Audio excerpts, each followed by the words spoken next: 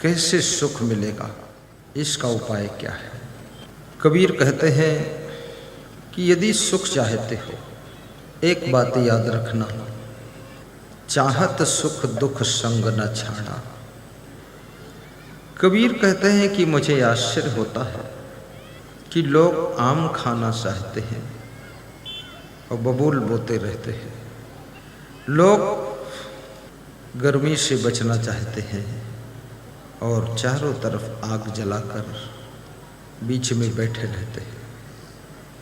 लोग ठंडी से बचना चाहते हैं, कूलर और एसी चलाकर कांपते रहते हैं। चाहत सुख दुख संग न छाड़ा। संसद श्री बोलोमंडल साहब ने बताया कि इस दुख ने किसी को छोड़ा नहीं है। भगवान राम के जीवन में भी दुख आए थे। अर्जुन ने श्री कृष्ण से श्रीमद् भगवत गीता में पूछा है कि हे भगवान, दुख और सुख हम संसारी जीवों को बहुत जल्दी प्रभावित करते हैं। कौन व्यक्ति दुख से कितना प्रभावित होता है और कौन व्यक्ति सुख से कितना प्रभावित होता है। एक वक्ता भाषण दे रहा है, प्रवचन सुना रहा है, सुनने वाले बराबर प्रभावित नहीं होते। कोई ज़्यादा प्रभावित होता है, कोई कम प्रभावित होता है। कोई जोर से ताली बजाता है, कोई बहुत धीरे से बजाता है, कोई तो अपनी कुर्सी पर ही हाथ मार देता है कि चलो ठीक है। प्रभावित नहीं हो रहे बराबर।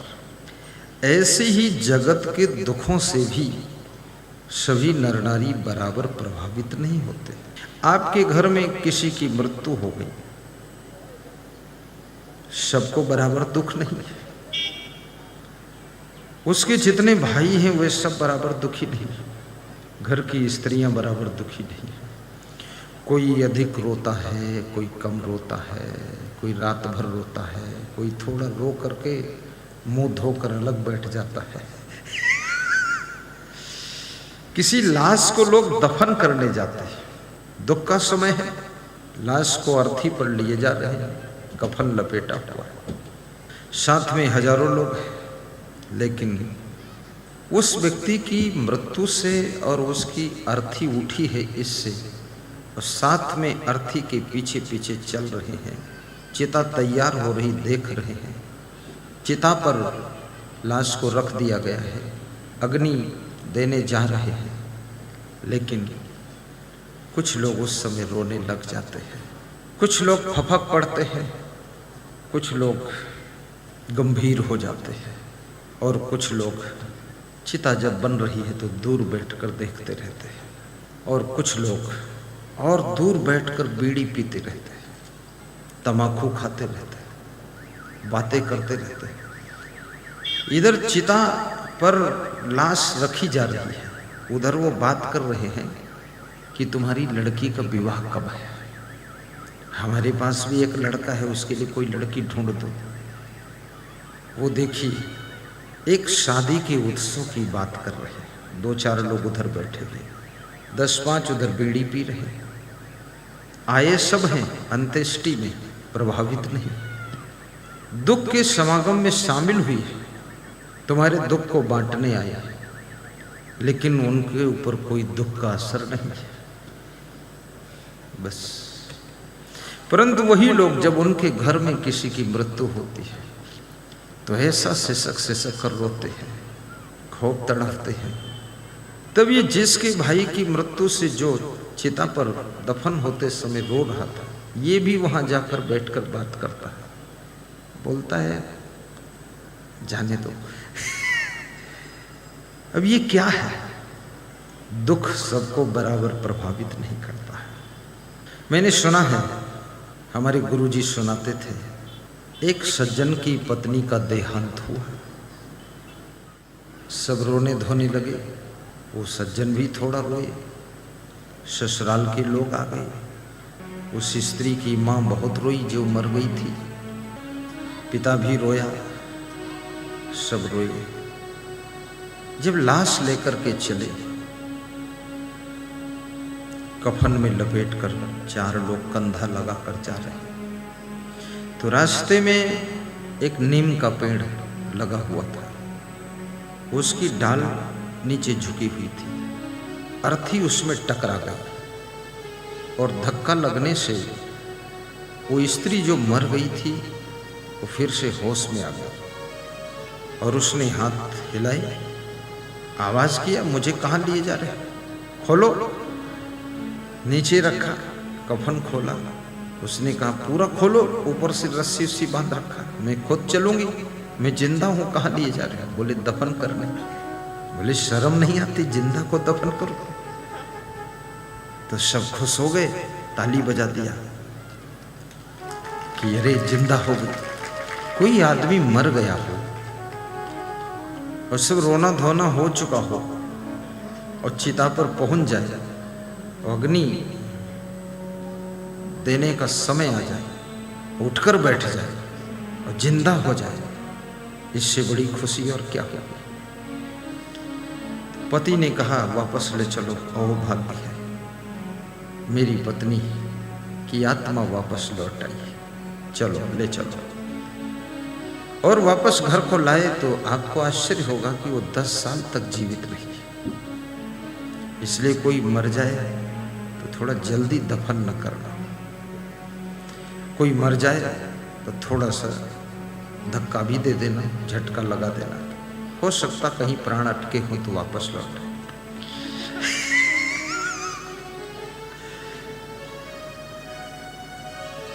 दस साल के बाद वो स्त्री मरी, फिर वही कार्यक्रम शुरू हुआ रोने धोने का। पति थोड़ा दुखी हुआ, ज्यादा नहीं। जब लाश को कफन में लपेटकर अर्थी सजाकर 4 लोग कंधा लगाकर लेकर चल दिए,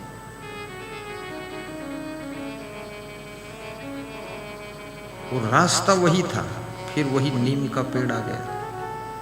तो उस पेड़ के पास जो डाल झुकी हुई थी, शाखा, वहां पर पति जाकर पहले से खड़ा हो गया और अर्थी कंधों पर जो लोग रखे हुए थे उनको कहा कृपया सावधान रहिए, यही वो स्थान है जिसमें 10 साल पहले मेरी पत्नी की अर्थी टकराई थी तो जीवित हुई थी और 10 साल तक जीवित रही और 10 साल तक हमको फिर झेलना पड़ा।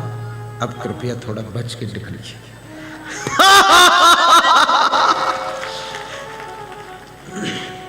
पहले से खड़ा था, बोला उधर बढ़ के निकलो।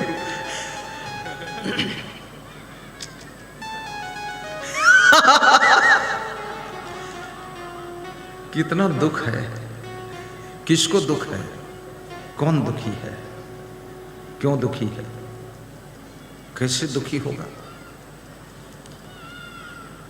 जो तुम्हारी जिंदगी जीने के अंदाज से दुखी रहता है वो तुम्हारे मरने से सुखी हो जाता है। जो तुम्हारी बातचीत से, तुम्हारे स्वभाव से, तुम्हारे चरित्र से, तुम्हारे व्यवहार से, तुम्हारे बर्ताव से, तुम्हारी वाणी से, तुम्हारे खान पान से, तुम्हारी नौटंकी से, तुम्हारी मूर्खताओं से दुखी है, तो जब तुम मरते हो उस दिन उसको परम सुख की प्राप्ति होती है कि आज से झंझट खत्म हो गई। ये बात घर के लिए नहीं है, हर क्षेत्र में ये बात लागू होती है। राजनीति के क्षेत्र में जिससे तुम ज्यादा परेशान रहते हो, तंग करता रहता है, लफंगाबाजी करता रहता है, उसके मरने से तुम अपने घर में घुंघरू बजाते हो। कभी पाँव में तुमने घुंघरू नहीं बांधा है, लेकिन हाथ में लेकर बजा देते हो कि जय हो, आज जाकर छुट्टी मिली। सन्यास के क्षेत्र में कोई तुमको ज्यादा परेशान करता है, उसके मरने से तुमको प्रसन्नता होती है। घर परिवार में जिससे तुम ज्यादा परेशान होते हो, समाज को दिखाने के लिए थोड़ा सा आंसू पोंछ देते हो, लेकिन उसके मरने से तुम्हारे अंदर में खुशी होती है। कोई टेंशन नहीं, कोई दुख नहीं, तुम्हारा मन होता है कि आज कम से कम इस दुख से छुटकारा मिल गया। इसलिए पत्नी होकर अपने पति को सताना मत। ये वही पति है जो मंदिरों में प्रार्थना करता था कि मेरा विवाह हो जाए किसी लड़की से। ये वही लड़की है जो मंदिरों में जाकर के आराधना करती थी कि हे भगवान मेरे लिए अच्छा वर, अच्छा घर ढूंढ कर दे दो। लेकिन शादी होने के बाद ऐसा वर मिला, चेहरे से सुंदर है, चरित्र से बहुत मलिन है। दूध नहीं पीता है, दारू पीता है, इंग्लिश बियर पाकर आता है और हिंदी बोलना आता नहीं, गड़बड़ गड़बड़ भाषा बोलता है और कहता है अपनी पत्नी से माता राम दरवाजा खोलो। पत्नी दंग रह जाती है। कितना मूर्ख पति इंग्लिश बियर पी करके पत्नी में माँ दिखाई दे रही माता राम कहता है। अब क्या करूं?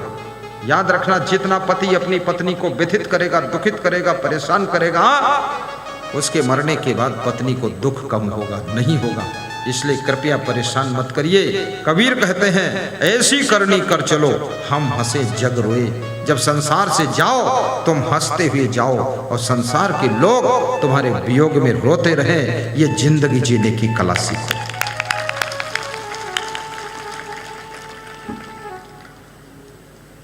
जब ये दिल दुनिया का था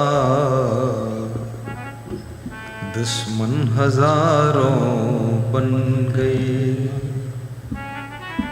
जब ये दिल दुनियादारी में फंसा था, खुराफात में लगा हुआ था, फालतू बात, आलू भात, खुराफात, उत्पात, ये सब कर रहा था, ये दिल दलदल में फंसा हुआ था। हजारों लोग दुश्मन बन गए जिनसे कुछ लेना देना नहीं था। लोग क्षमा नहीं कर पा रहे। तुम क्षमा मांगो, माफी मांगो, फिर भी माफ नहीं करते हैं लोग। इसलिए बहुत से लोगों ने सब सह लिया है, जहर के घूंट पी करके सब हजम कर लिया है कि अब जो होगा जिंदगी में स्वीकार है। जब ये दिल दुनिया का था दुश्मन हजारों बन गए। जब ये दिल दुनिया का था दुश्मन हजारों बन गए। गाओ ना, थोड़ा दोहराओ। दुश्मन हजारों बन गए, लेकिन फिर क्या हुआ? जब ये दिल प्रभु को दिया, जब ये दिल प्रभु को दिया, हर दिल के प्यारे बन गए। जब ये दिल प्रभु को दिया, दिल के प्यारे बन गए। दिल और दिमाग दो चीजें आपके पास में। दिल प्रेम करता है और दिमाग सोचता है। दोनों की जरूरत है इंसान के लिए। एक चक्का से गाड़ी चल सकती है। मैं कभी कभी अखबार में देखता था तो लोग लिखते थे, पत्रकार मंडल, कि उस लड़की को देखते ही अमुक आदमी दिल दे बैठा, उस लड़के को देखते ही उस लड़की ने दिल दे दिया। क्यों दे दिया दिल तुमने? दिल इतना सस्ता है? दिल कोई केला बैंगन है क्या? इतना जल्दी क्यों दिया तुमने? समझो, परखो, देखो, विचार करो। फिर थोड़े दिन के बाद समाचार आया कि पति ने सुसाइड कर लिया है और वो लड़की जो कहीं भाग गई है। दिल दे बैठे थे, दिल फिर ले बैठे थे, दिल के बजाय जान भी ले बैठे। ये कौन मॉडल का दिल देते हो? बर्बाद करके रख दिया। किसी व्यक्ति को परखने में जिंदगी गुजर सकती है। शादी भी करना हो, परखो, लेकिन तुम सोचो कि हम पूरा परख लिए। तुम तो तुम हो, पूरा तो कोई परख ही नहीं पाता है। क्योंकि परखोगे क्या? मनुष्य आज जैसा है कल वैसा नहीं रहता है। मनुष्य पिछले 10 साल में जैसा रहा है अगले 11वें साल में फिर बदल जाता है। तुम क्या परखोगे? आज जो तुम्हारा गुणगान कर रहा है वो कल निंदा करते भी मिलेगा। आज जो तुम्हें माला पहना रहा है कल वो तुम्हारे पीछे भाला लेकर मिलेगा कि मारूंगा, खत्म कर दूंगा। पूछो कल तो माला पहने थे, बोले कल का मौसम अलग था, आज मानसून बदला। उसी ससुराल में बहुत स्वागत हुआ था तुम्हारा, उसी ससुराल के लोग चप्पल लेकर तुम्हारा इंतजार कर रहे हैं कि आओ दामाद जी तुम्हारा दिमाग सुधार दे। कितने दामाद बहुत पीटे गए, ससुर ने और साले ने मिलकर मारा है, और पिटाई खाकर जब लौटे हैं तो पूछा उनके मित्रों ने ससुराल में क्या हुआ, बोले ऐसा स्वागत हुआ, विलक्षण स्वागत पहली बार हुआ। बोले किस चीज से हुआ? अरे बोले खीर खिलाया, पूड़ी खिलाया, ऐसे मालपुआ खिलाया, इज्जत बचाने के लिए झूठ बोलकर इज्जत बचा रहे।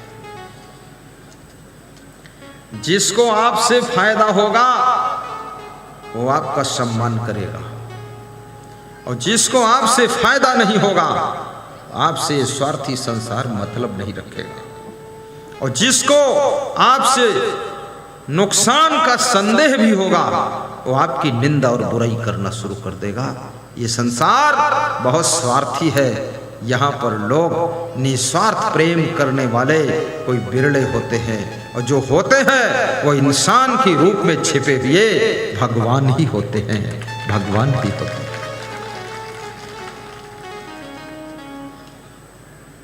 साहिब बंदगी बोलो,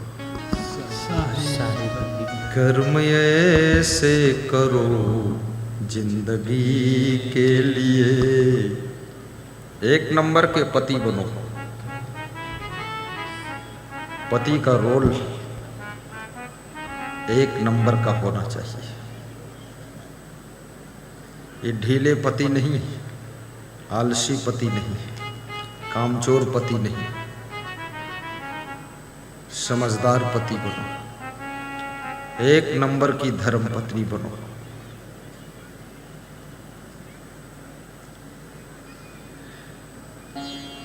एक पति जब घर में आता था तो अपनी पत्नी से कहता था, प्राण प्यारी पानी लाओ पिलाओ। पत्नी खुश हो जाती थी। तो पत्नी भी होशियार थी, वो कहती थी, हे मेरे प्राणनाथ जल पियो और जुग जुग जियो। ये प्राण प्यारी और प्राणनाथ अपने मुंह मियां मिट्ठू बनना। एक दिन उस स्त्री ने अपने पति से पूछा कि आप मुझे प्राण प्यारी कहते हो, क्या मैं सच में आपको आपके प्राणों से भी अधिक प्यारी हूं? पति ने कहा, सच बताऊं? बोले हाँ सच बताओ। बोले ये बात मैंने 10 स्त्रियों से और कह चुका हूं, 10 स्त्रियों से और कह चुका हूं। बोले मतलब? बोले तुमसे पहले 10 प्राण प्यारी और बना चुका, तुम 11वीं हो प्राण प्यारी। ये धोखेबाज। उस दिन से उस स्त्री का भ्रम टूट गया कि लोग कहते क्या है करते क्या है। बहुत बड़ी बात है।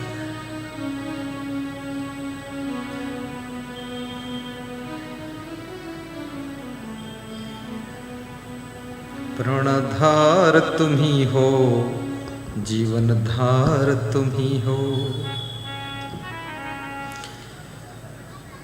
गूंथों फूलन की माला मेरे प्राणधार तुम ही हो, जीवन धार तुम ही हो।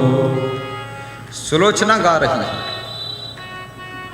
कौन सुलोचना? तुम्हारे गांव की सुलोचना नहीं, मेघनाद की पत्नी सुलोचना ये पंक्तियां गा रही है।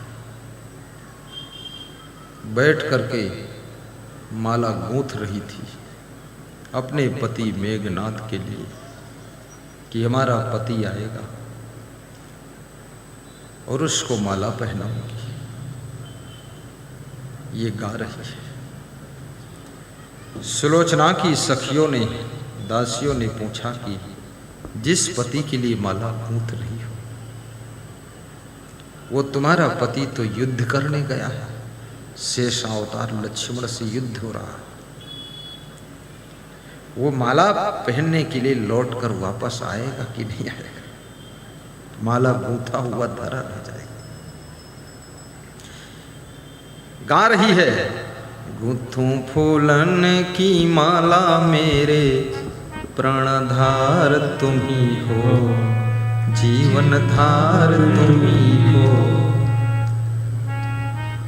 गूंथूं फूलन की माला मेरे प्राणधार तुम ही हो, जीवन धार तुम ही हो।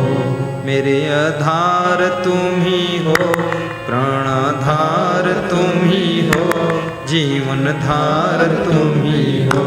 निस दिन जपती तेरा नाम, मेरे आधार तुम ही हो।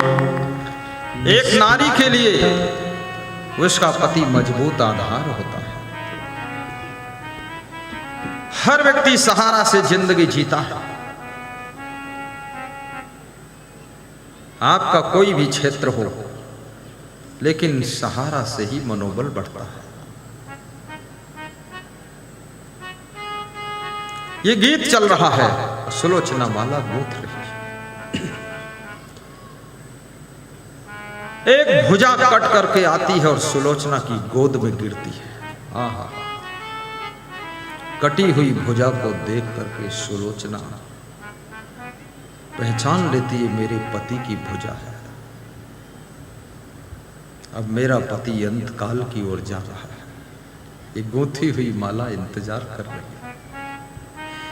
भोजन बना करके आपकी भार्या, पत्नी, आपकी माँ, आपकी बहन आपका इंतजार करती है कि मेरे पति जी पीरपैती से वापस लौट रहे होंगे। क्या पता है किसी को क्या होने वाला है। रास्ते में एक्सीडेंट हो गया, पति परलोक चले गए। उस नारी का आधार टूट गया, सहारा टूट गया।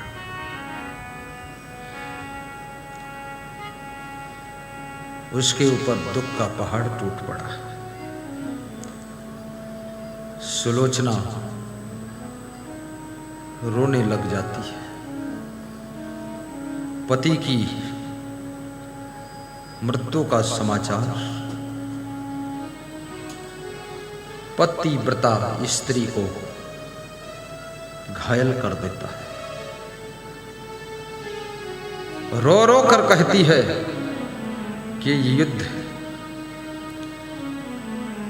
मेरे पति मेघनाथ और शेषावतार लक्ष्मण उर्मिला के पति के बीच में नहीं चल रहा है। ये युद्ध अयोध्या में बैठी हुई सती नारी, जिसमें सतीत्व है, सत्य का तत्व है, पतिव्रता उर्मिला, और इधर तपस्वी नारी सुलोचना जो मेघनाथ की पत्नी मैं हूं, ये दोनों पतिव्रता नारियों के बीच का युद्ध हो रहा है। दासियों ने कहा, फिर आपका पति, ये बाह जो कट कर गिरी है, सिर कटने वाला है, आपका पति हार क्यों रहा है? जब आप भी पतिव्रता हैं, आपके पतिव्रता में कोई संदेह है क्या? नहीं नहीं। उर्मिला का पति भगवान को साथ दे रहा है और मेरा पति एक राक्षस को साथ दे रहा है, इसलिए मेरे पति की हार हो रही है।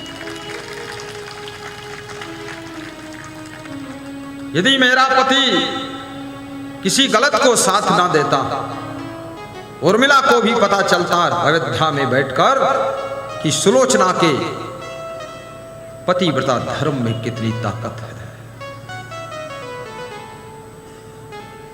पतिव्रता नारी को नारायणी का दूसरा रूप कहा गया है।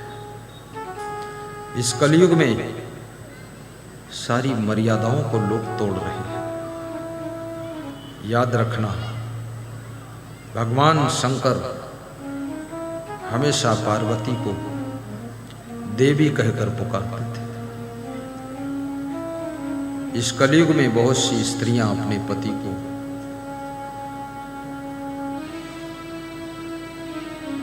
नाम लेकर ऐसे बुलाती हैं जैसे लगता है कि अपने बेटे को बुला रही है। और जो प्रदेश, जो देश ज्यादा एडवांस हैं, वहां ज्यादा मर्यादाएं टूटी। मैं गुजरात में था, एक स्त्री ने अपने पति को बुलाया कि चिमन इधर आइए। तो मैं सोचा उसका बेटा हो, तो बड़ी बड़ी मूंछों वाला आदमी आया। तो हमने कहा ये कौन है आपका? बोले पति। तो हमने कहा बच्चे जैसा चिमन बोल रही। बोले ये गुजरात है। तो हमने कहा गुजरात में यही होता है? बोले एडवांस हम लोग चल रहे हैं। संस्कृति को विनाश करके तुम एडवांस कहां जा सकते? इसीलिए दुख बढ़ रहा है। ये जितनी तुम मर्यादाओं को तोड़ोगे, संस्कृति की सीमाओं को लांघोगे, उतना ज्यादा आपके जीवन में दुख बढ़ेगा। लक्ष्मण रेखा लक्ष्मण जी ने खींचा था, कहा था हे सीते मां, इस रेखा को तुम लांघना मत, फिर तुम्हारा कोई बाल बाका नहीं कर सकता, तुम दुखी नहीं हो सकती। रावण जब आता है, रेखा के अंदर पांव बढ़ाकर रखता है, रावण का पांव आग में जल जाता है, हाथ बढ़ाता तो हाथ जल जाता है। रावण भी सोचता है ये क्या खेल है। लेकिन सीता जी जब लक्ष्मण रेखा को लांघ जाती है, उनको रावण उठा ले जाता है। और जानते हैं आपकी सीता जी कितना दुखी हुई है। और ये लक्ष्मण रेखा कोई और रेखा नहीं, ये हमें आपको समझाने की रेखा है। ये मर्यादा की रेखा है, धर्म की रेखा है, नियम की रेखा है, संस्कृति की रेखा है। और इस रेखा को जो लांघ जाता है, उसको ये मन रूपी रावण उठा लेता है और लंका में ले जाकर दुख की लंका में रख देता है।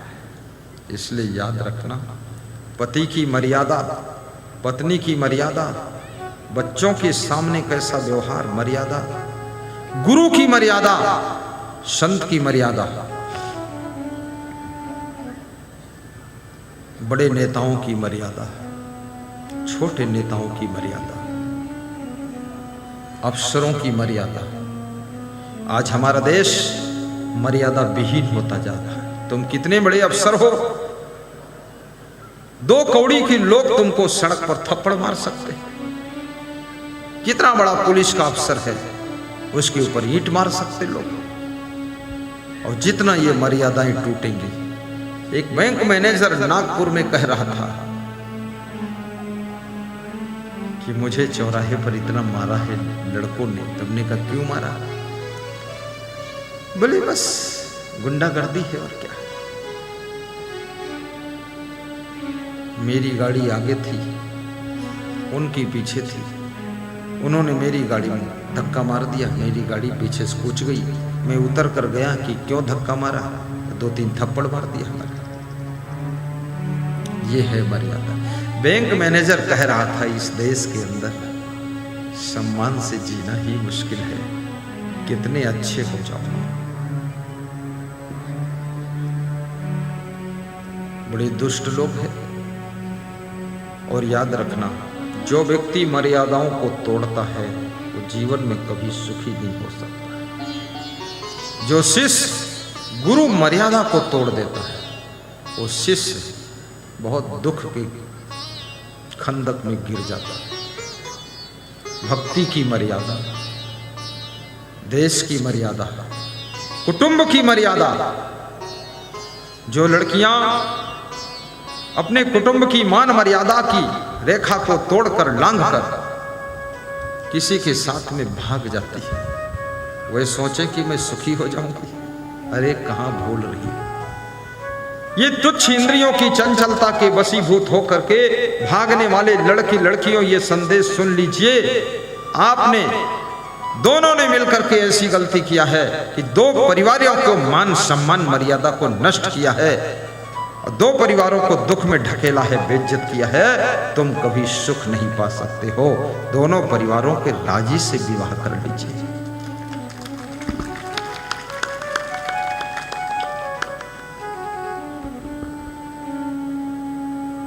मानापमानयो तुल्य तुल्य मित्रारि पक्षयो सर्वारंभ परित्यागी गुणातीता सहोच्यते। कभी मर्यादा को मत तोड़ना। अभी मैं यहां देख रहा था, समझदार लोग हैं। जिस समय बोलो मंडल जी संबोधन देकर नीचे उतरे, वहां जो लोग बैठे थे कुर्सी खाली कर दिया और उठकर खड़े हो गए कि आप आइए बैठिए। ये है मर्यादा। तुम्हारा बाप आ जाए, तुम कुर्सी पर बैठे हो, कुर्सी बाप को दे दीजिए, आप खड़े हो जाइए। करौली जिले में राजस्थान में मेरा सत्संग था। एक डॉक्टर के घर गया था मैं, तो एक नवयुवक पास में खड़ा था। मैंने कहा आओ बैठो, कुर्सी खाली। मेरी ओर से इशारा किया। तो मैंने कहा आप बैठते क्यों नहीं?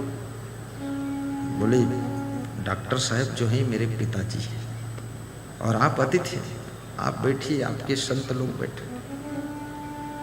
तो हमने कहा आप क्या है? बोले मैं भी डॉक्टर। डिग्री क्या? बोले MBBS। तो इसका पिता बोला मैं पुराना MBBS हूँ, ये नया MBBS है, ये मेरा बेटा है डॉक्टर। इतनी डिग्री लेने के बाद भी पुत्र धर्म को निभाता है, मर्यादा को तोड़ता नहीं है। और गुरुदेव मेरा सम्मान करता है। हम दोनों पिता पुत्र जब चिकित्सा विज्ञान के ऊपर डिस्कस करते हैं तो गुरुदेव मेरा बेटा मुझसे आगे निकल जाता है। मैं इसकी पीठ थपथपाता हूँ कि तूने बहुत मन लगाकर पढ़ाई किया है, तेरे को ज्यादा नॉलेज है, लेकिन फिर भी ये मेरा सम्मान करता है। पिता का सम्मान रखने वाला पुत्र, मां का सम्मान करने वाली संतान, कुटुंब की मर्यादा की रक्षा करने वाली बेटियां विश्व में कहीं भी जाएंगी, वहां उनका अपमान नहीं होगा, क्योंकि उन्होंने सबके सम्मान की रक्षा किया है। इसलिए उनको भी सम्मान मिलेगा, आदर मिलेगा।